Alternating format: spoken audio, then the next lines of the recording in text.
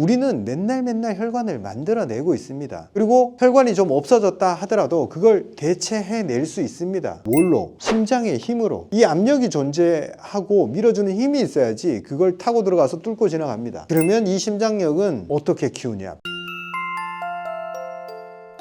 안녕하십니까 구독자 여러분, 후쌤입니다. 제가 심장 중요하다 말씀을 드리는데 이게 구체적으로 어느 정도의 중요성을 가지고 있나 한번 말씀을 드려볼까 합니다. 심장력, 즉 심장이 얼마나 튼튼하냐. 우리가 심장에 대해서 이야기할 때 환자들이 꼭 이렇게 얘기를 해요. 제가 심장이 약한 걸 심증적으로는 알겠는데 증상도 나타나고 불편하고, 그런데 검사를 해보면 수치는 다 정상이다, 이 얘기를 하세요. 그게 심각한 질환에서는 수치도 중요하지만 기본적으로 우리가 일상을 살아갈 때 더 중요한 게 심장이 얼마나 힘이 있냐, 그리고 검사에는 나오지 않지만 심장이 얼마나 힘이 빠졌냐, 이게 중요합니다. 그래서 저는 심장을 이야기를 할 때 항상 심장의 힘, 심장력이라고 표현을 합니다. 심장은 펌프잖아요. 심장에서 압력으로, 우리가 큰 혈관을 통해서 압력으로 혈액을 내보내주면 이게 작은 혈관들을 타고 결국에는 가장 작은 단위의 모세혈관까지 혈액이 쫙 뻗어 나갑니다. 어디까지, 얼마나 끝까지 뻗어 나가냐는 이 심장의 수축력, 심장이 얼마나 힘이 강하냐에 가장 큰 영향을 받습니다. 그래서 심장의 힘이 좋은 사람들은 결국에는 말초순환, 모든 장기의 건강도 이걸 계속 좋게 유지할 수가 있어요. 근데 심장에 힘이 빠진 사람들은 말초에 도달하는 혈액량이 줄면서 소화기도 약해지고 피부도 약해지고 머리카락도 가늘어지고 모든 장기가 허약해지는 쪽으로 갑니다. 만성질환에 시달리는 거죠. 이 심장의 힘이 혈관에 어떤 정도의 영향을 끼치냐, 심장의 힘이 좋으면 없던 혈관도 만들어냅니다. 어떻게 만들어내냐, 이렇게 혈관들이 끝으로 가면 갈수록 점점 가늘어지겠죠, 어쨌거나. 근데 만약 압력이 높으면 이 없던 가지, 잔뿌리들을 자꾸 만들어냅니다. 더 치밀하게, 더 많은 곳에 혈관을 뿌리처럼, 이렇게 잔뿌리처럼 더 많은 곳에 혈액을 도달하려는 힘이 생겨요. 더 많은 곳에 혈액을 도달하기 위해서 잔뿌리를 만들어가는 그런 경향이 생겨요. 그걸 신생혈관이라 그래요. 신생혈관을 만드는 힘은 심장이 뿜어내는 이 압력에 좌우됩니다. 이 신생혈관을 몸이 언제 만들어내냐? 운동 직후에 만들어내요. 운동 직후에 근육들을 많이 쓰고 근육의 영양 교환이 빠르게 일어나야 되니까 그쪽으로 혈관을 더 만들어서 산소와 영양분을 공급하고 나쁜 걸 빼어 오려고 합니다. 그래서 운동을 좀 격하게 했을 때, 제가 격하게 기준이 항상 뭐라고 말씀드렸어요? 숨차게 하는 운동. 걷기를 제가 별로 추천 안 하는 이유가 심장을 그렇게 많이 쓰지를 못해요. 심장이 벌렁벌렁 해야 됩니다. 숨이 잘 안 쉬어져. 옆 사람이랑 대화가 잘 안 돼. 헐레벌떡. 그런 느낌까지 가야지 그때 신생혈관이 생겨요. 그리고 상처를 회복할 때, 그리고 심근경색이 생겼을 때 그걸 회복하는 과정에도 신생혈관이 생겨요. 신생혈관을 얼마나 잘 만들어내냐가 왜 중요하냐면, 우리 몸에 많은 혈관들이 어디든 막힐 수가 있어요. 자, 이게 막혔어. 그러면 대체할 수 있는 혈관들이 존재하면 이거 좀 막혀도 얘가 이쪽 가고 있었는데 이쪽은 다 혈액이 안 들어가. 근데 그 옆에 혈관들의 길들이 다 살아 있어요. 그러면 얘가 죽어도 큰 문제가 없어요. 신생혈관을 얼마나 많이 지속적으로 계속 재생해내고 만들어내느냐, 그러면 죽어가는 혈관들, 막힌 혈관들을 대체할 수 있다는 얘기가 되기 때문에 비상 상황에 대해서 보험성 성격이 있습니다. 신생혈관을 계속 만들어내지 못하면 혈관들이 막혀 나갈 때 그 주변은 다 산소 부족, 혈액 부족으로 괴사하게 됩니다. 그래서 우리는 심장의 힘을 키워야 되고 밀어내는 압력을 항상 잘 유지시켜야 돼요. 그리고 그런 상황을 의도적으로 자꾸 만들어야 됩니다. 평온하고 잠잠한 그런 상황에서 이 신생혈관을 만들어내냐? 아니고 이 근육을 우리가 막 쓰잖아요, 그죠? 그럼 너무 많이 쓰니까 산소와 영양분을 계속 소비를 해버렸잖아요. 그러면 여기는 만성 저산소 상태가 돼요. 그러면 근육 내는 저산소 상태, 산소가 부족한 상태가 되잖아요. 이거 큰일 났어. 이쪽으로 빨리 혈관들을 새로 만들어내서 꾸준히 공급을 해줘. 그 순간적으로 일어나는 일은 아니고 지속적으로 꾸준히 운동을 할 때 근육이 지금 늘 산소 부족에 시달리고 있어. 자주.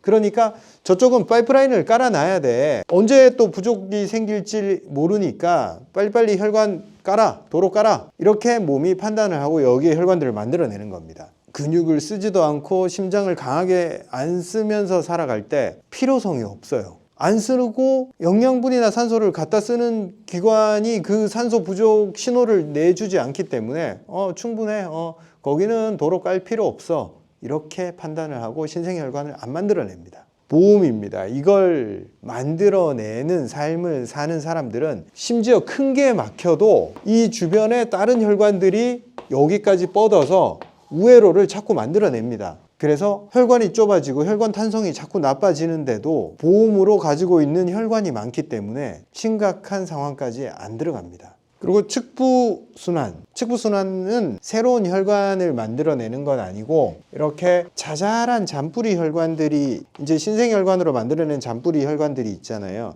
이게 하나가 이렇게 큰 게 막혔어요. 그러면 이 잔뿌리로 존재하던 것들이 더 많은 양을 감당할 수 있게 사이즈가 커지는 거라고 이해를 하면 돼요.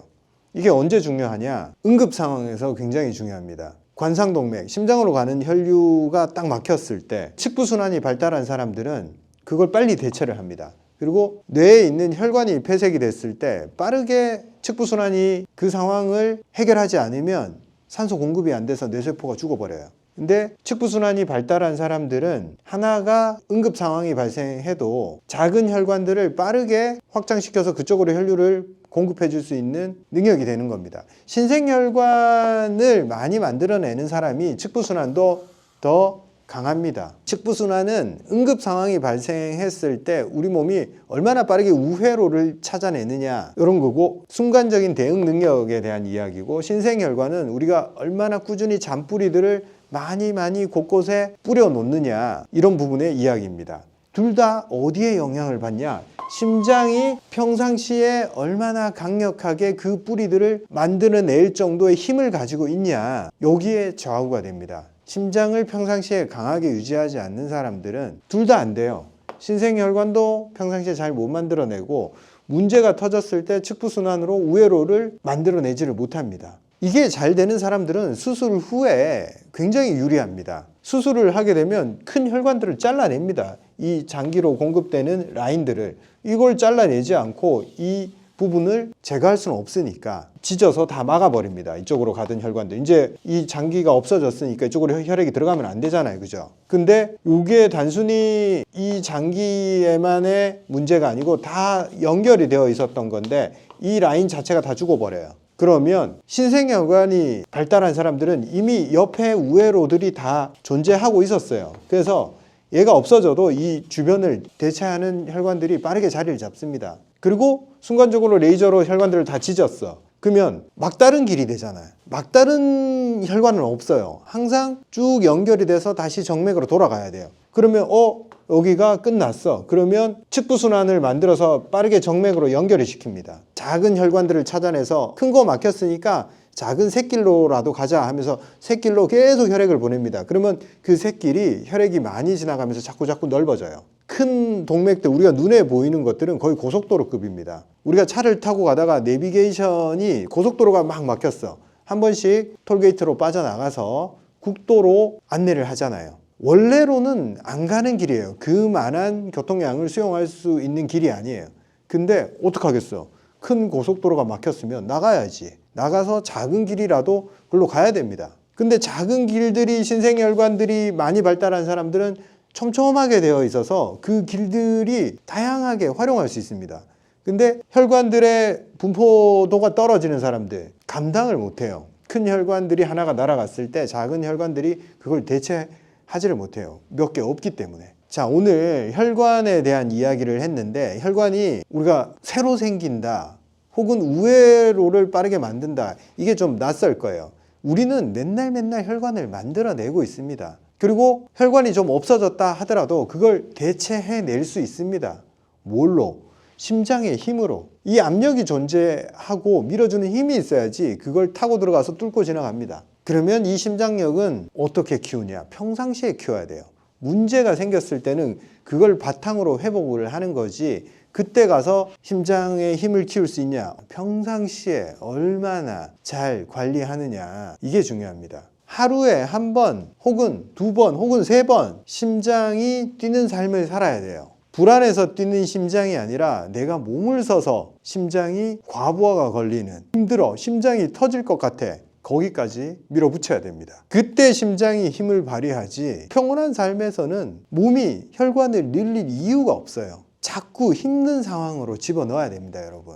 악조건 속으로 집어넣어야 돼요. 우리가 통제할 수 있고 의도한 몸에 주는 스트레스, 그게 뭐냐면 일부러 악조건 속으로 들어가는 거예요. 추운데도 노출해보고, 힘든 등산을 해보고, 산소 부족 상황까지 몸을 밀어붙여보고, 힘들지만 참고 견디고 올라보고, 도전을 하고 내 한계를 인식하고 그걸 넘어서려고 할 때, 그때 혈관들이 생성이 돼요. 왜? 지금까지 가진 혈관으로는 이 문제를 해결할 수 없다라고 몸이 판단하기 때문에 그때 만들어내기 시작해요. 그래서 우리가 멈추고 싶지만 마라톤을 달리고, 멈추고 싶지만 수영을 하고, 이를 악물고 버티는 그때 내 몸이 한 단계 성장을 합니다. 편안한 삶에서 우리 몸은 도전 과제가 없어서 시도를 하지를 않아요. 그래서 심장에 힘을 키우는 도전을 하고 살자, 이렇게 말씀드리면서 마무리 짓겠습니다. 제가 반복 루프 얘기를 하잖아요.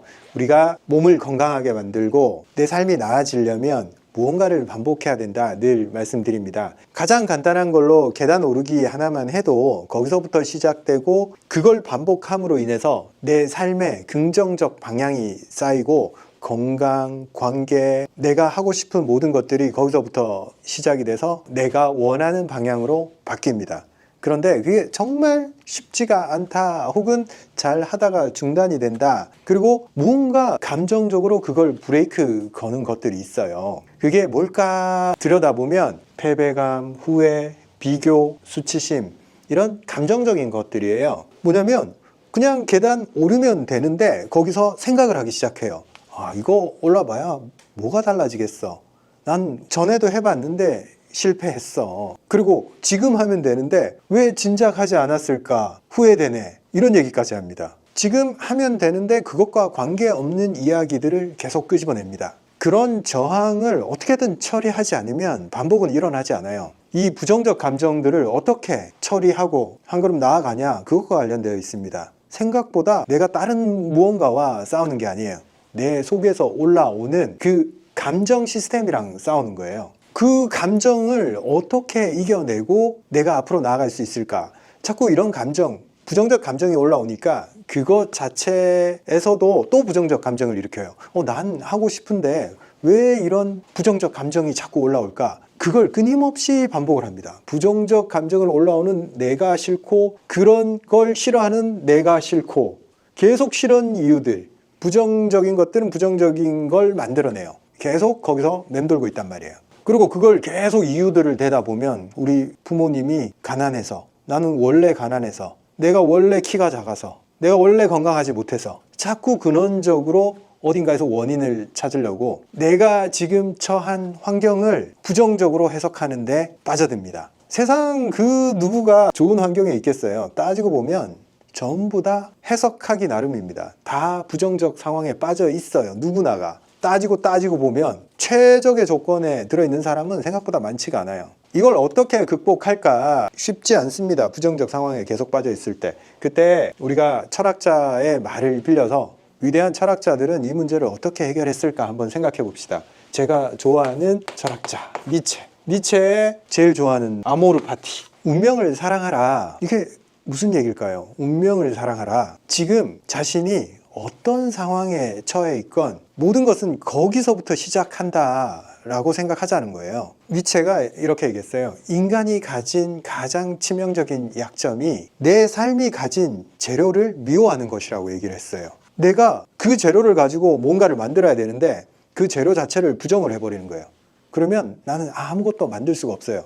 일단 내가 가진 게 뭐가 됐든 거기서부터 그 재료 가지고 만들기 시작해야 되는데, 난 이거 마음에 안 들어. 내가 가난하게 태어나고 싶어서 가난한 거 아니잖아. 그러니까 이거 내가 원하는 것도 아니고 나 이거 싫어. 내 인생 망했어. 이번 생은 별 가능성이 없어. 내가 가진 게 좋든 말든 간에 그게 내 인생을 만들어갈 수 있는 유일한 재료인데 일단 그걸 거부하고 시작을 해요. 그러면 삶에서 좋은 일은 절대 일어날 수가 없습니다. 니체가 아모르 파티를 이야기할 때는 좀 긍정적으로 살아 이 얘기가 아닙니다. 설계자의 관점에서 이야기를 한 겁니다. 네가 가진 건 없어. 그것밖에 없어. 인정해. 그것밖에 없는데 어쩌라고. 그냥 받아들여. 운명이야 그건. 싫든 좋든 생각하지 마. 일단 그것 말고는 아무것도 없어. 거기서부터 시작해. 실제 거기서부터 시작하는 거예요. 내가 가진 나의 성격, 나의 외모, 나의 환경, 이 모든 것을 부끄러워하지 않고 미워하지 않아야지 반복을 할 수가 있습니다. 반복이 멈추는 이유는 나를 인정하지 않고 나를 사랑하지 않기 때문에 나를 믿지 못하는 거예요. 내가 반복해 나갈 수 있는 힘은 남이 가진 거 부러워하지 않고, 다른 사람은 예쁜 벽돌 5개 가져왔을 때 나한테는 흙벽돌 하나밖에 없더라도 그래 흙벽돌 이걸로 뭘 할 수 있을까 집중을 하는 거죠. 내가 가진 거에서부터 시작을 하는 거죠. 비교하고 내가 가진 거 부끄러워서 남들한테 보이기 싫어하고 시작도 안 하면서 패배감을 가지고 내가 했던 그 모든 행동들을 후회하고 있고, 남들 더 많이 가진 거 비교하면서 내가 가진 건 부끄러워하면 아무 일도 일어나지 않아요. 인정하세요. 인정하고 이거 가지고 뭘 할 수 있는지를 생각하자고요. 그러면 그거 가지고 뭔가를 할 수 있다는 사실을 알게 됩니다. 그게 생각보다 나쁘지 않은 재료라는 걸 알게 돼요. 그리고 그걸 가지고 하다 보면 시간이 지나서 반복을 하다 보면 재료가 하나 더 생겨요. 한 걸음 떼지도 않았을 때는 요 정도 재료를 가지고 있었지만 가다가 옆에 있는 나무 조각도 줍고 철사도 줍고 해가지고 재료가 자꾸 생겨. 살다 보면. 그래서 내 방식대로 알아나가면서 쌓아나가는 겁니다. 우리가 계단 오르기를 하고 건강을 위해서 일상적으로 매일 뭔가를 반복을 할 때 우리를 가로막는 것은 이런 감정들인데, 도대체 그러면 이 감정들은 무슨 용도가 있길래 내 안에서 자꾸 나를 가로막는 걸까요? 정말 인간이 이거 가져서 무슨 이득이 있을까 싶잖아요. 근데 인간이 가지고 있는 어떤 종류의 감정이든 다 쓸모가 있기 때문에 인간이 탑재를 하고 있는 겁니다. 무슨 쓸모가 있을까? 부끄러워하고 도전하지 않고 뒷걸음치고 후회해서 움츠려들고 주눅이 들어있는 거, 이게 도대체 무슨 용도가 있을까요? 실제로 인간이 자연 환경에서 살아갈 때는 절약이 훨씬 더 생존에 유리했습니다. 도전하고 내지르고 에너지를 아끼지 않고 투자를 해버리는 거, 이게 생존에 유리하지 않았어요. 항상 보수적으로 적게 움직이고 위험할 것 같으면 안 가고 뭔가 애매하다 싶으면 도망쳤을 때 생존에 훨씬 유리했단 말이죠. 동물들의 행동들을 보면 알아요. 겁이 엄청 많죠. 토끼, 사슴, 새 근처에 갈 수가 없잖아요. 그런 성향이 생존에 유리했기 때문에 인간도 이 성향을 탑재를 하고 있는 겁니다. 그리고 아주 오래전으로 소급하지 않더라도 조선시대 때만 하더라도 튀는 사람, 도전하는 사람, 세상 좀 바꿔보려고 하는 사람, 생존 확률이 높았을까요? 아니면 멸족을 당했을까요? 뭔가 세상 좀 바꿔보려던 사람들은 유배를 가거나 삼족을 멸하는 그 벌을 받았죠. 자손을 남기기가 더 힘들었겠죠. 그러니까 조용히 질서를 따르고 규칙에 순응하고 시키는 것만 하고 튀는 행동을 하지 않는 게 생존에 훨씬 더 유리했어요. 특히나 경직된 사회는 그걸 요구를 합니다. 겸손해라, 질서를 지켜라, 튀지 마라, 부끄러움을 알아라, 그리고 남들처럼 행동해라. 이게 생각보다 최근까지도 우리 삶을 지배하는 논리였어요. 그런데 이런 논리가 조직을 유지시키기에는 괜찮아요. 근데 자발적 인간이 스스로 뭔가를 개척해 나갈 때, 뭔가를 이뤄 나갈 때, 자기 자신한테 의미를 부여하면서 자기 자신을 어떤 영역으로 옮겨놓고 잘 때, 이건 전부 다 브레이크로 작용합니다. 그러지 마. 그럴 필요 없어. 원래 있던 자리에 머물러. 남들도 안 하잖아. 괜찮아. 계속 그렇게 작동을 합니다. 우리 유전자에는 이미 그게 생존에 유리하다라고 박혀 있는 거예요. 근데 실제로 현대사회에서 그게 생존에 유리한가요? 자연환경에서 살 때는 동물들도 끊임없이 사람한테 공격을 했고, 동물뿐만 아니라 사실 최대의 적은 임금 부족이었어요. 임금 부족한테 공격당할 확률이 높기 때문에 항상 사람을 경계하고 그럴 수밖에 없었어요. 근데 지금은 사람을 무서워하거나 사람을 경계하면 현대사회에 살아남기가 어렵죠. 오히려 사람들과 협업을 잘하고 사람들을 설득을 하고 사람들과의 관계의 빈도수가 높아졌단 말이에요.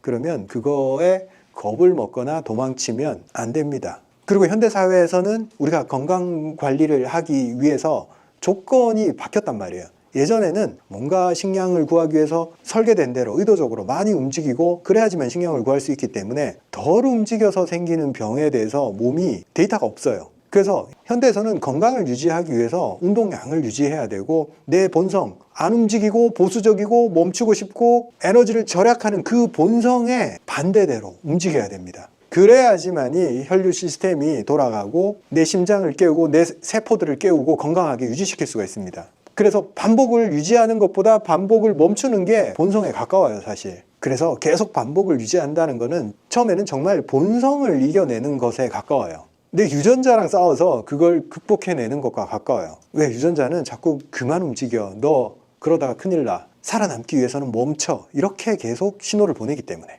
그럼 이걸 극복하기 위해서 도대체 어떻게 해야 되냐? 본성에 가까운 이걸 이겨내려면 도대체 어떻게 해야 되냐? 몸한테 막 강요하고 밀어붙인다고 해서 그런 습성을 몸이 만들어내진 않아요. 몸이 그걸 받아들이기 위해서는 뇌가 첫째로 안전하다는 신호를 받아야지 이쪽으로 옮겨가게 됩니다. 뇌가 이건 안전하다라고 생각할 때 어느 영역을 활성화시키냐면 뇌의 전전두엽을 활성화시켜요. 전전두엽이 켜져야지 판단, 실행, 반복, 조절, 자기 통제 이 모든 걸 제가 한마디로 얘기해서 루프라고 얘기합니다. 이게 가능해져요. 루프가 돌아가는 삶은 전전두엽이 활성화되어 있고 이게 자동으로 일어나는 상황입니다. 이 스위치는 어떤 동기나 자극에 의해서 켜지는 게 아니에요. 안정감, 이게 안전하다고 판단이 됐을 때 지속적으로 그 신호를 켜게 됩니다. 안전하다는 신호는 어떻게 주냐? 나는 괜찮다라는 신호가 주어져야 돼요. 나는 꽤 괜찮다. 내 상황이 나쁘지 않다. 이걸 믿어 의심치 않아야 돼요.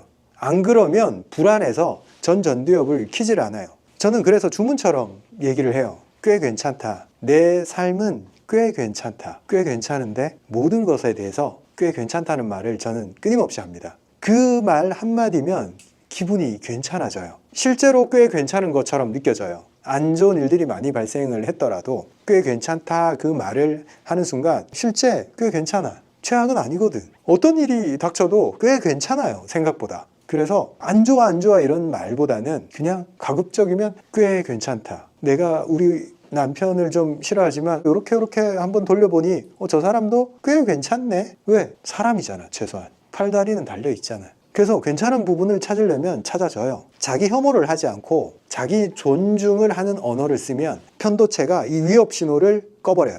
편도체가 진정이 되고 전전두엽이 활성화가 돼서 반복, 실행, 판단, 조절, 자기 통제가 가능해져요. 나 할 수 있구나. 나 꽤 괜찮은데 할만한데 해볼까? 자꾸 이런 식으로 전전두엽이 켜졌을 때의 사고방식이 등장을 하게 됩니다. 아, 이거 해봤자 안 되는 거. 어차피 난 흙수저야. 저거 시작해봐야 실패할 것 같은데 생각만 해도 불안해. 이건 편도체가 활성화됐을 때 상황이에요. 그걸 끄기 위해서 안전하다는 신호를 확실하게 줘야 돼요. 괜찮아. 뭐 실패하면 어때? 해볼 만한데? 그때 주어집니다. 절대 안전하지 않을 때 이게 켜지지 않아요. 엄청 성공한 사람을 보면서 와, 나 따라해야지. 뭐 동기부여를 해야지. 그거 오래 못 가요. 그냥 정말 내가 이 순간 괜찮다는 느낌, 거기서부터 시작을 해야 됩니다. 그게 아모르 파티. 내가 가진 거 꽤 괜찮다고 인정하는 거예요. 내가 뭘 가졌든 그게 괜찮다라고 인정을 하면 그때부터 마음이 괜찮아져요. 그리고 하고 싶어져요. 내가 세상에 뭔가를 기여를 할 수 있고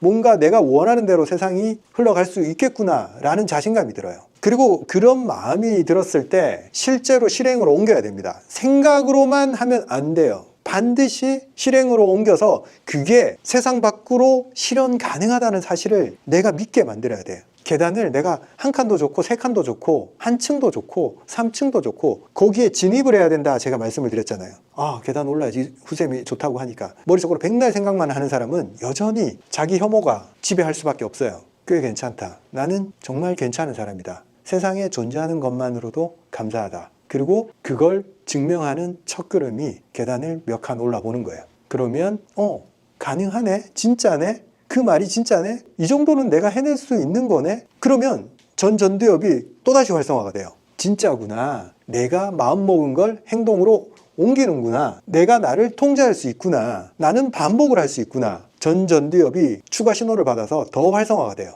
그래서 자기 효능감이 높아지고 자기 혐오는 설 자리를 잃어버려요. 자기 혐오는 두려움 기반입니다. 그냥 머릿속으로 일어나지 않은 일에 대해서 일단 두렵고 보자라는 유전자의 선택입니다. 그걸 끌 수만 있으면 우리는 이 세상을 꽤 괜찮은 세상으로 만들 수가 있어요. 내가 단지 꽤 괜찮다 말 한마디 하고 계단 몇 칸 올랐을 뿐인데. 그리고 전두엽이 켜지고 계단을 오르면서 심박수가 높아지고 호흡이 가빠졌을 때 점점점 느끼게 되는 거예요. 와, 정말 나는 할 수 있는 사람이야. 그리고 내 몸이 살아있구나. 그리고 내 몸이 이걸 좋아하는구나. 긍정적 감정이 계속 추가적으로 몸에서 작동을 합니다. 그리고 전두엽은 활성화가 제곱으로 일어나요. 곱하기 2로 일어나는 게 아니라 제곱으로 자꾸 활성화가 돼서 편도체가 켜질 수가 없게 돼버려요. 이걸 계속 반복을 쌓아 나가면 어떤 일이 발생을 하냐? 여러분들이 계단 오르기를 100일, 200일, 300일 계속 반복을 하잖아요. 뇌 구조가 바뀝니다. 전두엽이 지속적으로 활성화가 되고 부정적 생각들이 사라지고 두려움이 사라지고 그런 감정들은 원래 없었다는 사실을 그제서야 알게 됩니다. 그리고 그 반복의 중요성을 깨닫게 됩니다. 나는 나에게 매일매일 반복만 주면 된다. 그것만으로도 충분하다. 삶이 충만해집니다. 그냥 뭔가 대단하고 기쁜 일이 있어서 삶이 충만해지는 게 아니라 반복할 수 있는 구조를 탑재하는 순간 그냥 그것 자체가 꽤 괜찮다. 그러기 위해서 꽤 괜찮다로 시작했지만 계속 꽤 괜찮다가 남아요. 우리 삶에서 뭐가 대단한 게 뭐 남는 게 아니에요. 돈이 남고 뭔가 사람들이 우아하는 게 남는 게 아니에요.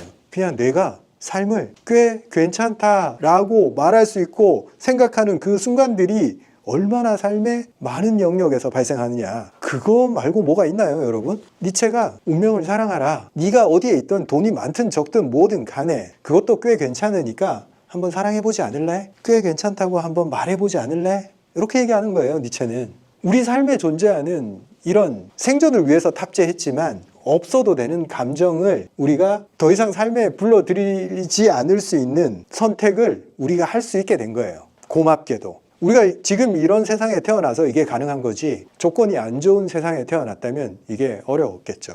근데 지금 조금 안 좋은 상황에 있다라고 생각하는 분들도 계실 거예요. 근데 여러분 곰곰이 생각해 보세요.